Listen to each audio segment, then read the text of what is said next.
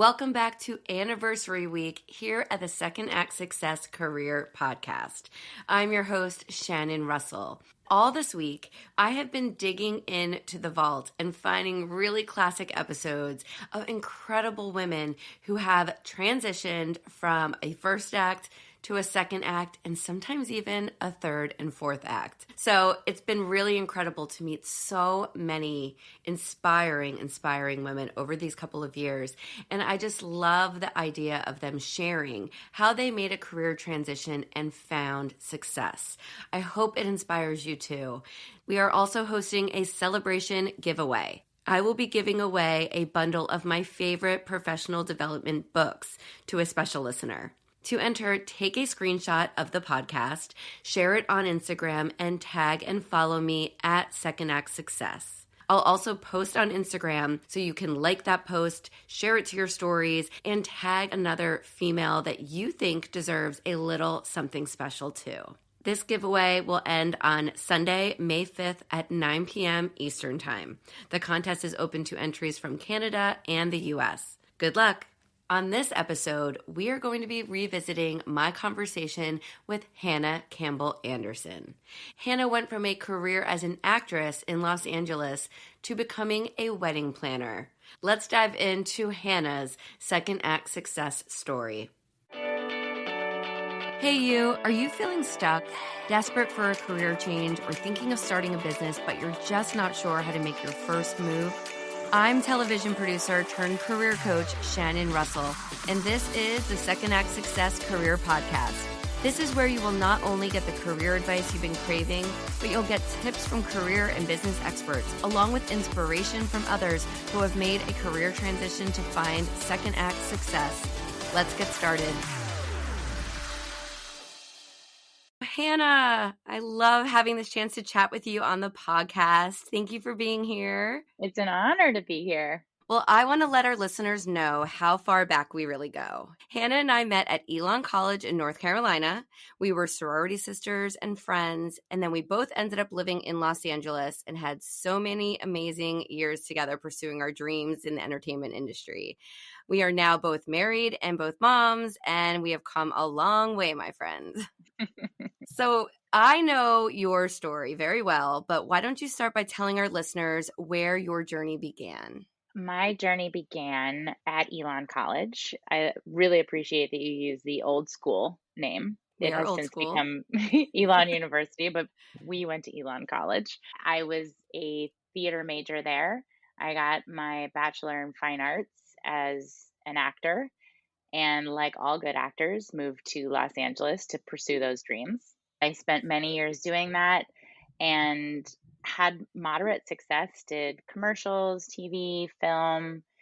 I ventured into producing. I worked on commercials behind the scenes. I did some assistant directing and line producing and things like that. I loved the production world, but continued to pursue acting both on screen and on stage. Coming from Elon College, which is in North Carolina, small little town, to Los Angeles, what was that kind of adjustment for you?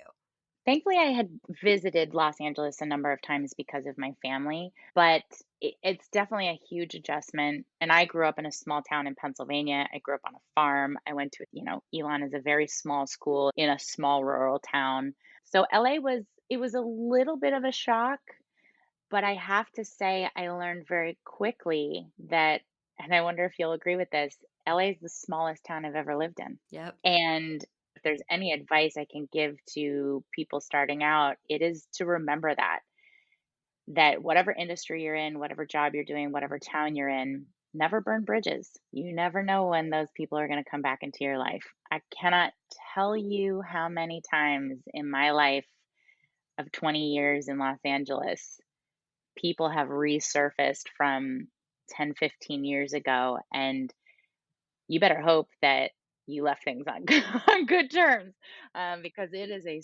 small town. You start working with someone who turns out married someone you worked with 15 years ago. You just never know. I agree. Everyone knows someone. What was your first role you booked? The first role I booked was on the Gilmore Girls. I remember that. After that, I did a lot of commercials. Turns out I became a hand model.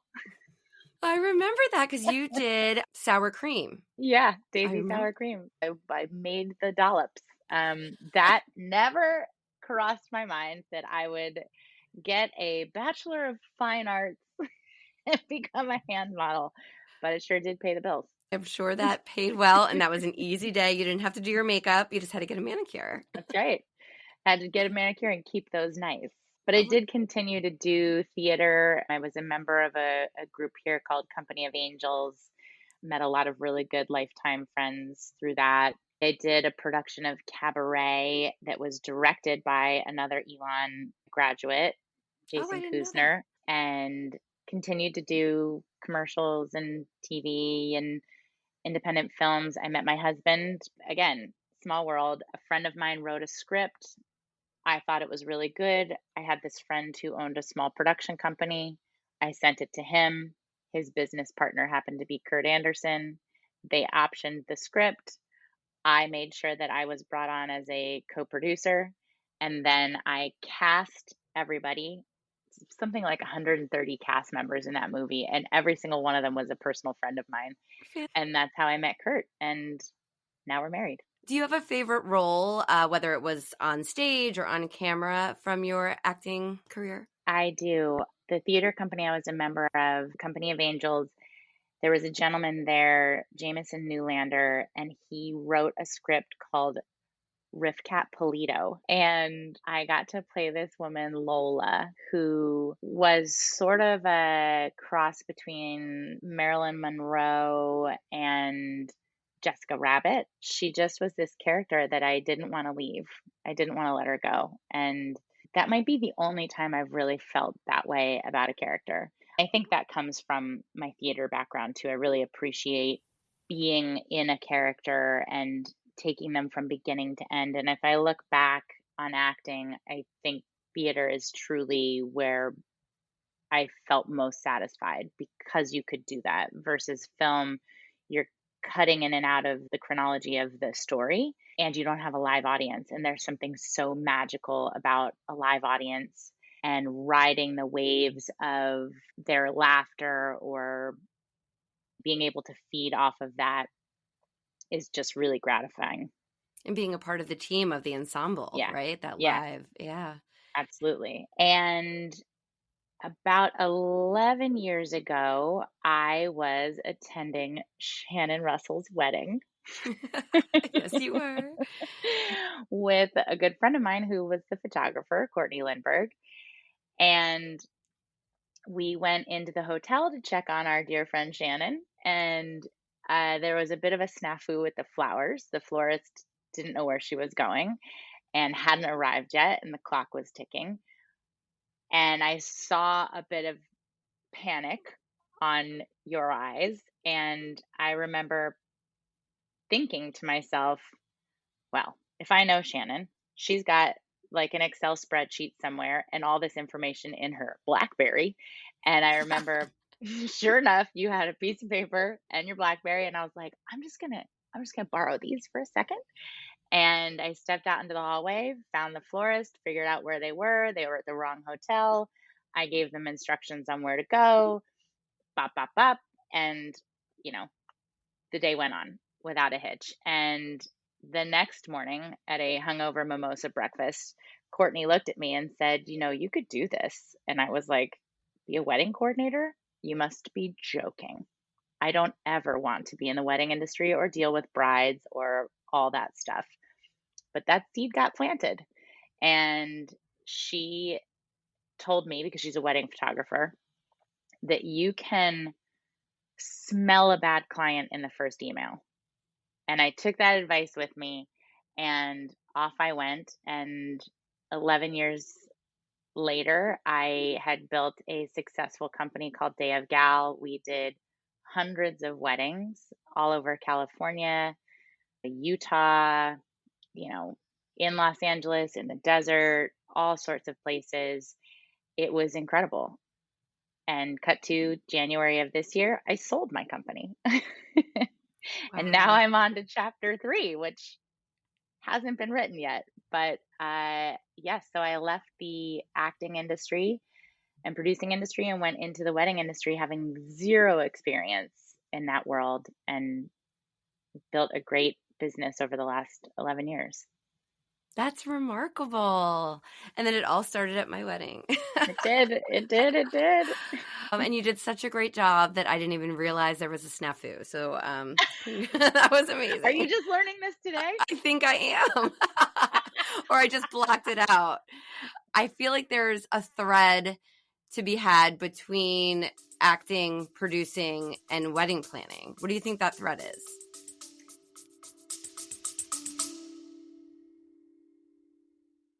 Do you ever feel like you need some support as you plan for your next career move? Then I invite you to join my membership, the Career Clarity Collective.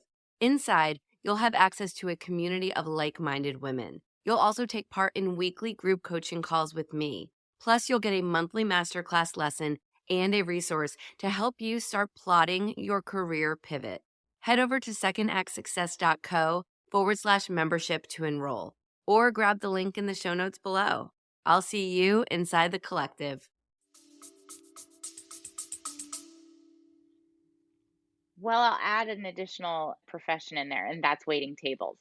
Theater is a live entity, right? You can practice, practice, practice, and you do for months on end. You practice every word, every moment, and then you never know what's going to happen when the curtains open. It becomes a living, breathing thing. Weddings are exactly the same. You can plan every single 5 minutes. And I used to tell my clients, and we will know exactly what's going to happen every 5 minutes throughout your day so that when things go off the rails, we have something to come back to.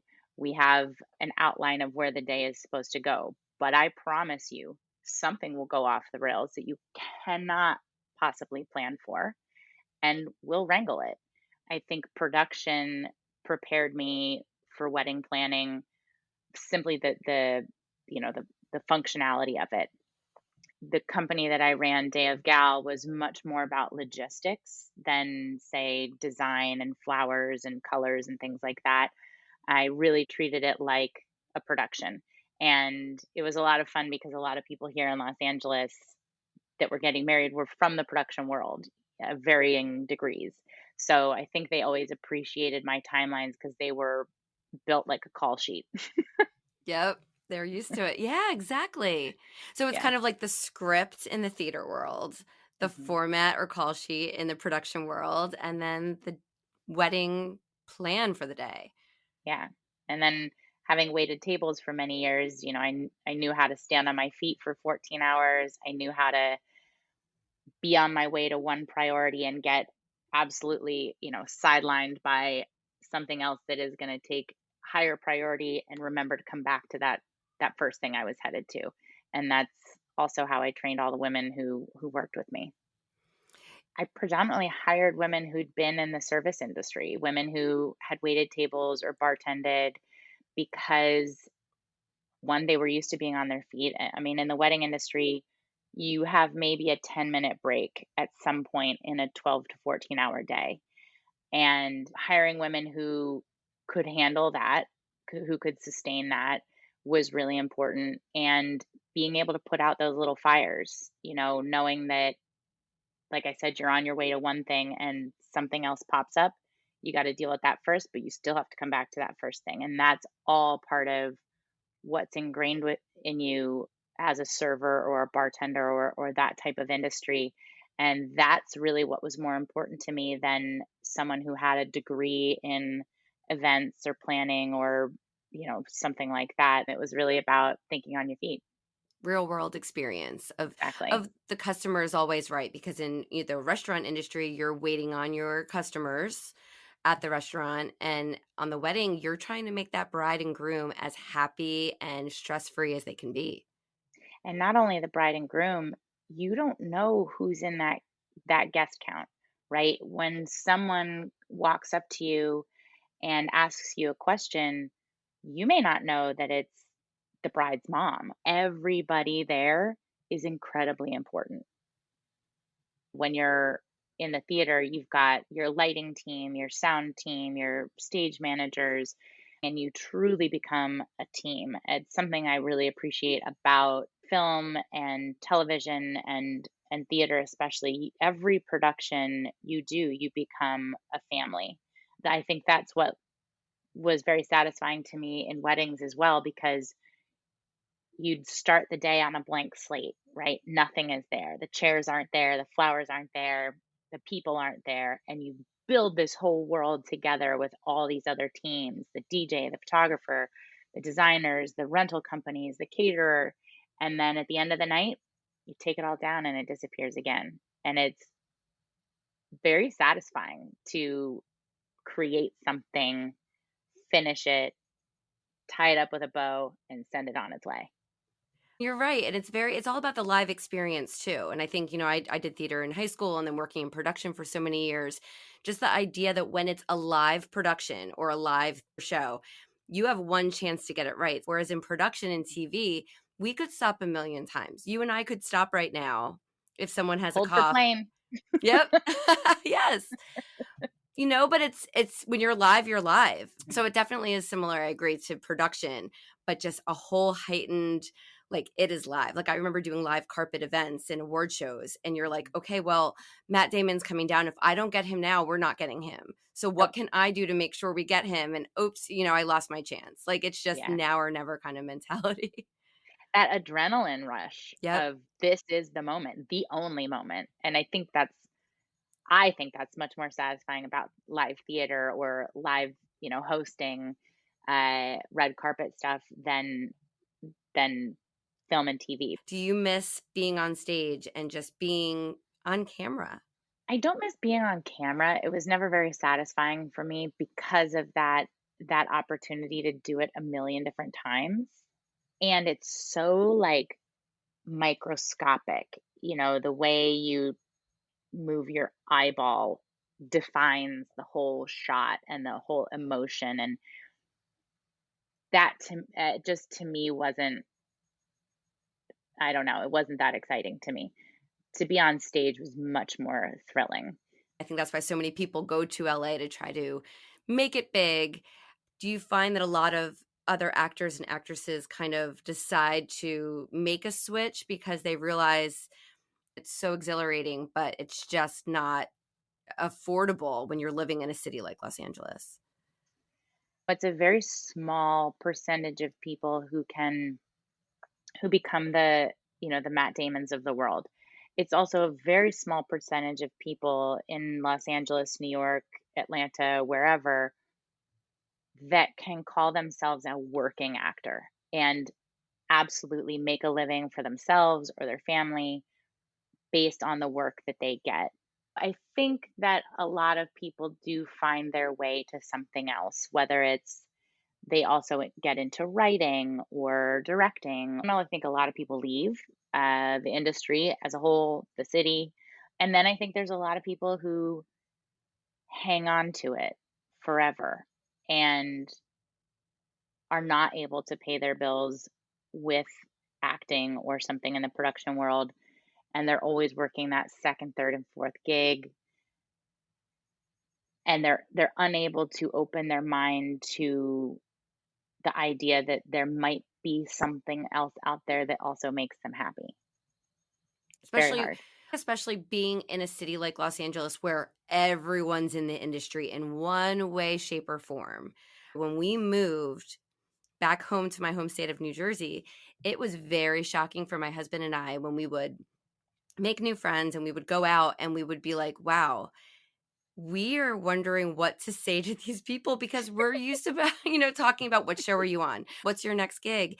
And here we are, and people are talking about being a banker or being a real estate agent. Fine, normal people jobs. But in Los Angeles, I feel like we're just in a different kind of bubble. Something I don't miss is engaging socially with people and then saying, "Oh, what do you do?" And you say, "Oh, I'm an actor." And then I go, "Oh, where do you wait tables?" And it's like, okay, also don't assume that I don't, have a career, but there's nothing wrong with waiting tables. I think it is an incredibly valuable experience that everyone should engage in at some point in their life. Kurt, my husband, was a bartender for nearly 20 years, and also running a production company and being an actor himself.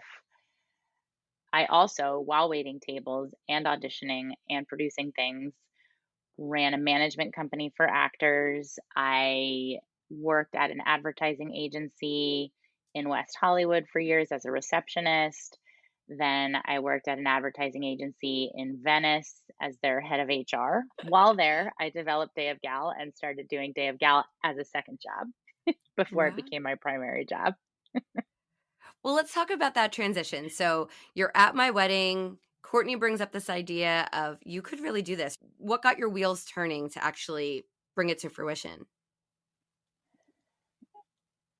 Courtney was a friend who'd been a friend for years, had also waited tables, and she had become a photographer and was launching her own photography business as a wedding photographer, very talented. And the idea of having something that was my own was very appealing. And so watching her come into this world simultaneously, a good friend of ours, Amber Moon, was designing invitations for weddings. So two of my really good friends had launched themselves into this wedding industry that none of us had any experience in, and were starting their own companies. When Courtney pointed out to me that I had all the skills in the world to do weddings, it was kind of a no-brainer.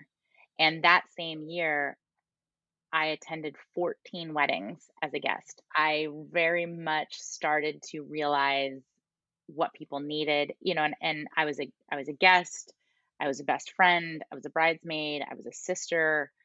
So I saw the inner workings from lots of different angles. That's your That your research into it, right? absolutely. Your aunt doesn't actually want to be hauling trash bags out at the end of the night. She wants to be a little intoxicated and having a good time. And you, as the couple, you don't want to be worried about this job that I gave a friend or family member. Is it going to get done, or are they off enjoying themselves like they should be? And I started to really notice that and be like, yeah, you know what? Nobody wants to be doing that. You need somebody whose job it is to be there from the beginning to the end to make sure all of this gets taken care of. So you can all enjoy your day, not just the couple who's getting married, but all of the people you love and care about. Let them enjoy their day. It's money well spent by the bride and the groom. So I think it's a brilliant business idea. How do you turn it into an actual business? You've never run a business before. I knew nothing. Thankfully, Kurt, my then new boyfriend, had launched his production company. So he had a little bit of knowledge about, filing an LLC, getting yourself set up with a Secretary of State, all that kind of stuff, and introduced me to his bookkeeper and accountant, a wonderful woman named Janine, who I would not have survived the last 11 years without. The administrative part of a business is a whole thing as well. It's not just all, pretty weddings and things like that. Where did you come up with Day of Gal? Because that's a great, great name. That is a great question. A lot of what happened with Day of Gal was once that seed was planted, so many things just started to click. And it's why I kept going with it. The name came to me quickly, the concept came to me quickly, what my business model was going to be, in the sense that I was not going to do full service planning because I had zero interest in that. And that you needed to be on board with your clients for at least a few months beforehand to hone the timeline with them, to visit the venue with them, and make sure that you knew in your mind what they wanted on their day. The concept and my own personal boundaries came to me very, very quickly. And it just all started to click and continued to move forward on its own. And one of my very best friends, Jay, was getting married right around that same time. And she had a planner who she was feeling a little iffy about. So she asked if I could shadow her planner under the guise of Hannah's thinking about becoming a planner herself. Can she shadow you on the day, AKA make sure shit's getting done? And and so I did. Wow, that's amazing. Yeah, and this woman fantastic planner and became a little bit of a mentor of mine. I think the reason my friend thought she was flaky was because she was actually moving across the country a few days later. So I think her mind was elsewhere. Then she started sending me business in Los Angeles, people who would contact her, and she wasn't here to do it. I started getting some of her clients. One of my very first weddings that I did completely on my own. And after that, did every single one of her bridesmaids' weddings.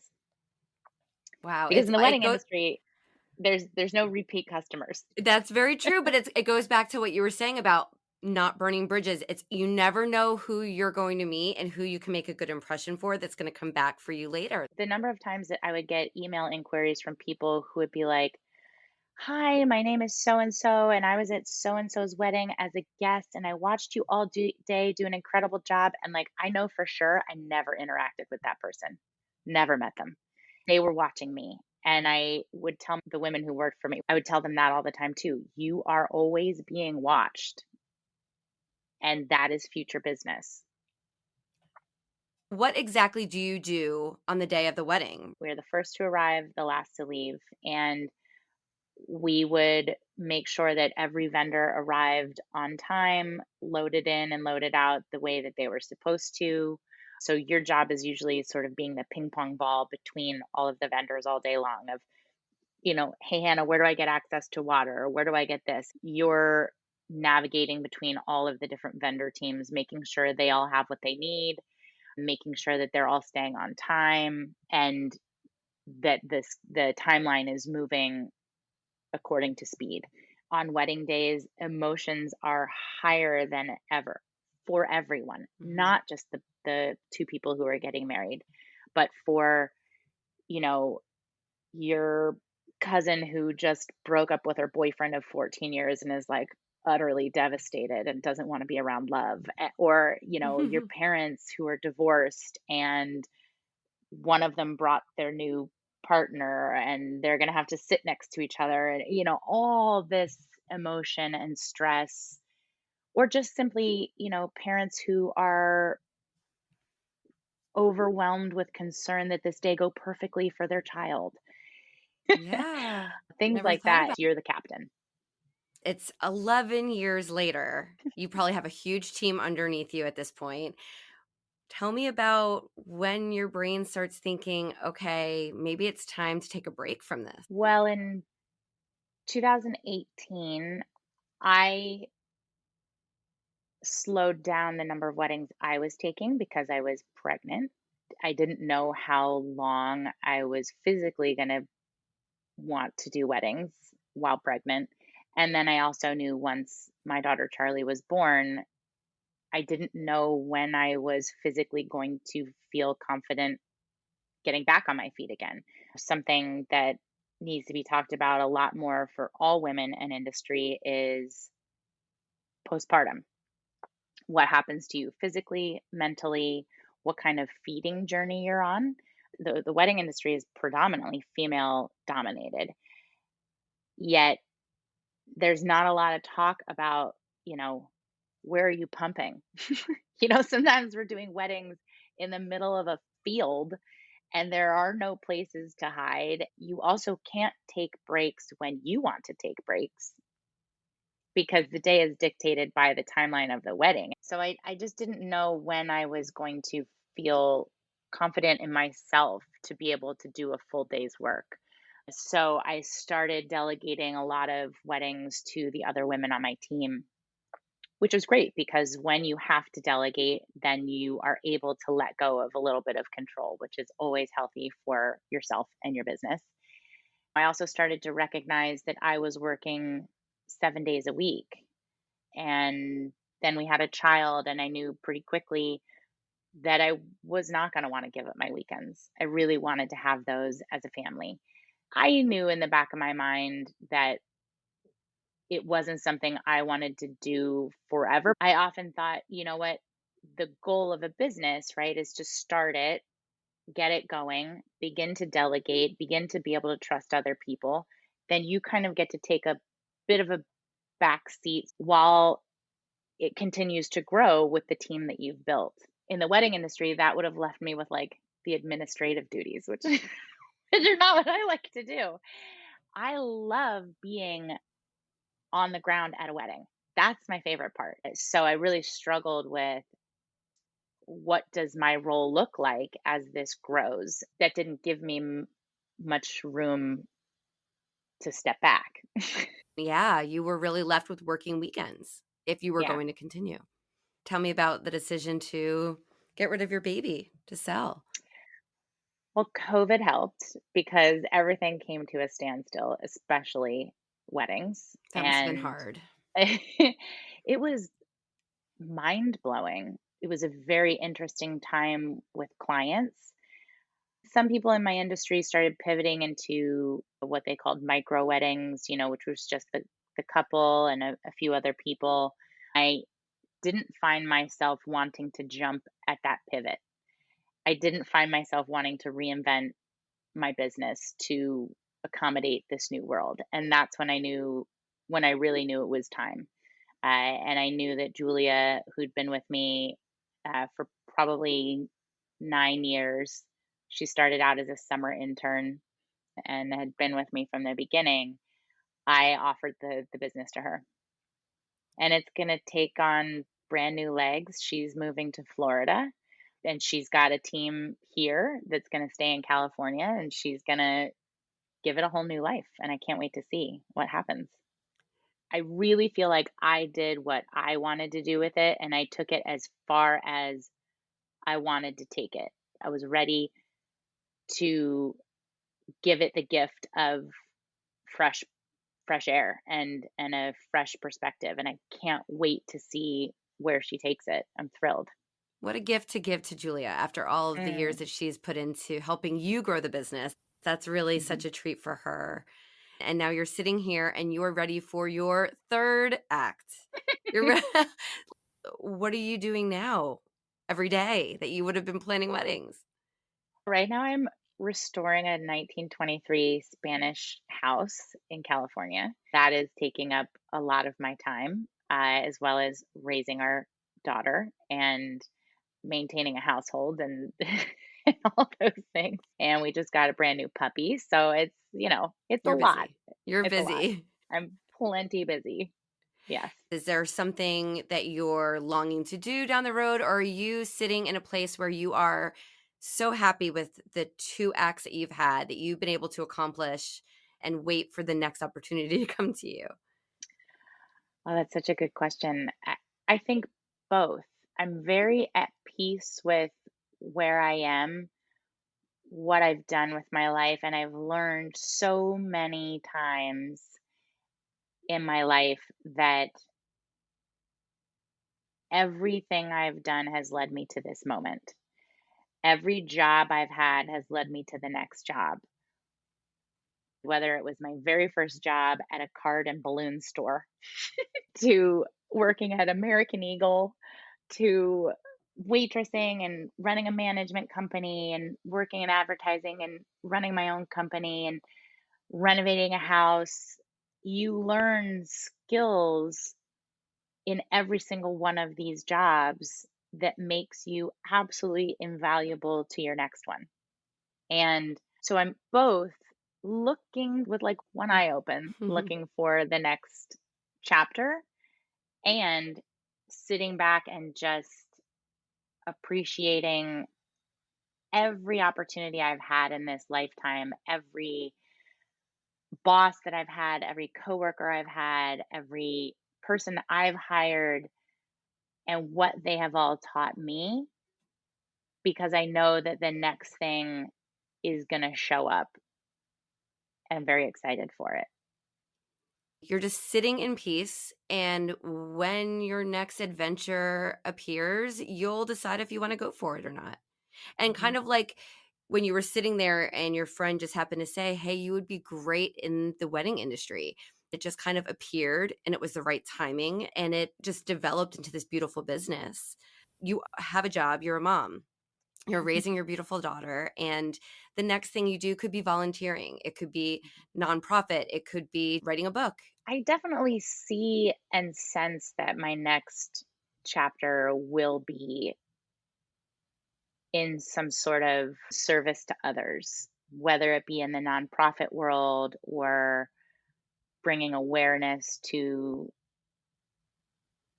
certain matters, certain injustices, or other organizations. I feel in my heart that that will be part of my next chapter. Any organization or nonprofit would be lucky to have you, Hannah. Thanks, Shannon. Do you have any crazy stories from the acting world that you'd want to share? So many, so many. I was red carpet hosting one time, and again, something I had never done, never trained for. I literally showed up to an event for a web series. Showed up because my friend was in it and she invited me to go, and I was there early. They were trying to set up, things weren't going well, so I jumped in to help, and they had hired someone to host the red carpet, and they didn't show up. And I was like, "Well, I can do it." And they were like, "Oh, do you host?" And I was like, "Yes." Of course. Never had I done it before, but clearly I could do it. I've watched the Oscars, no big deal. And so there I was, all of a sudden hosting this red carpet. I started interviewing Robert Patrick, who's a guy who was in the Terminator movies. And somehow I told him my last name, which is Campbell, and he got white in the face. You can look it up, it's still on YouTube. And was like, "You're a Campbell." And I was like, "Yeah." And he like rolled up his arm and showed me this tattoo, and he was like, "Your people killed all my people. You're the reason we left Scotland." And I was like, "Yeah, I've heard that before." And so like we go on this whole journey What? because the Campbells were horrible, horrible, horrible people. Not your typical red carpet moment, but That is very memorable, though. You can't forget that. actually along the Scottish lines, I waited on Norm Macdonald, rest in peace. The Macdonalds and the Campbells have a very tumultuous past and still do to this day. I know, just blowing your mind today, aren't I, with this history? Yes. And so I went up to his table and I said, "I need you to know that I am a Campbell." And Norm, like, just eyeballed me to the soul and was like, "Okay." And I was like, "So your drinks are on the house tonight?" And he was like, "Understood." You're like, I won't expect a tip from you. I totally Yeah, I was like, understand. "Tonight, between you and me, we're gonna keep the peace." And he was like, Wow. "You got it." There's also plenty of like vendor horror stories, like the chef who was blackout drunk at 10 o'clock in the morning and spit in my face and called me horrible names, and I had to have him removed before he even finished dinner. No. I was like, "He has to go." And those Wow. are the decisions that are like really hard because you're like, "Am I screwing up the entire day? Like, am I jeopardizing this entire day by either keeping him or having him removed?" I don't know. We'll find out. We'll find out. Let's talk about Charlie real quick. She's 3.5. She loves to be outside. She loves to be she likes to talk to snails. She likes to be completely covered in dirt. Most of the time, she is only in like underwear or a diaper outside. And now you have this special moment to be with her. This time is Mhm, time for you and Charlie as a mother and daughter. So it's mhm. a nice time that you're at right now to just be home with her. Yeah. All right, it's time for our 5 fast cues of the week. Here we go. Name one thing that these different chapters in your life have taught you. Resiliency. Would you recommend taking a leap into a big life change to your best friend? Always. Have you? Yeah, absolutely. If it feels right, go for it. One piece of advice for someone trying to start their second act.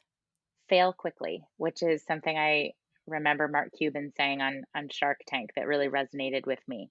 It's okay if something's not working out, but fail quickly and go, "Yeah, that's not working. Feels like a struggle there. Moving on." What does the next chapter of life look like for you? I have no idea. And I'm so excited. I am so excited. I have no idea.